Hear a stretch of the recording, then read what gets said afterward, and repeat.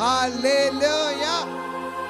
యాకోబు నివాసములన్నిట్లోకెల్లా ఆ సీయోను గుమ్మములు దేవునికి ఎంతో రమ్యమైనవి. ఓ హల్లెలూయా. అట్టి నివాసంగా దేవుడు నన్ను చేసుకున్నాడు. హల్లెలూయా. సర్వ సృష్టికి కారణభూతుడైన ఆయన ప్రతి ఈ అంతరిక్షాన్ని మనం ఆలోచిస్తే ఆ పైన ఉన్న ఇంకా ఒక్కటే గెలాక్సీని మనం అర్థం చేసుకోలేకపోతున్నాం. ఈ మిల్కీవే గెలాక్సీలో ఉన్న ఈ ఇంత మటుకున్న సోలార్ సిస్టమ్ నుంచి వచ్చిన ఈ భూమినే ఇంత ఆలోచిస్తున్నారు. ఇంకా దాని తర్వాత ఎన్నో ఉన్నాయండి అట్లా.